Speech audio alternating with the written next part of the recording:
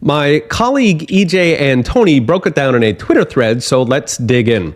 Headline jobs rose 209,000 in the June report, which was 30,000 less than expected, so that's a miss.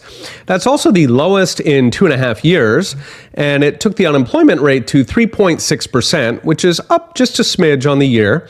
Meanwhile, the previous 2 months were revised down by 110,000 jobs. By the way, we've seen this every report this year with numbers being revised down, meaning either government statisticians are getting very bad at their job or they are intentionally reporting rosy numbers, then revising them down when nobody is looking. So accounting for the revisions leaves about 100,000 jobs on the month. Keep in mind, population growth cancels about 70,000 of those, leaving 30. Essentially flat on a worker population of 162 million. But it gets worse. For starters, most of those net jobs were actually government jobs, which don't grow the economy. In fact, many shrink it. We can debate whether an EPA bureaucrat cancels 5 or 10 workers, but they certainly aren't growing anything. They are parasites.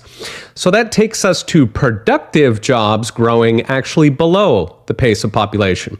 Finally, the big one, job composition. The BLS reported that multiple job holders rose an amazing 233,000 on the month, which completely swamped the alleged job gains.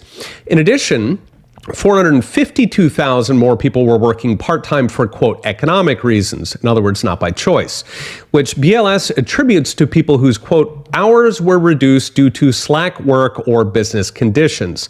In other words, companies are reducing hours, which is the next step to layoffs.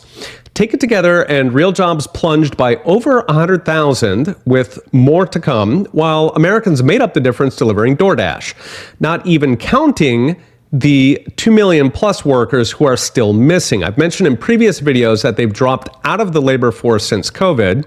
Many are now on government benefits where they're no longer counted as unemployed. Statistically, they're retired.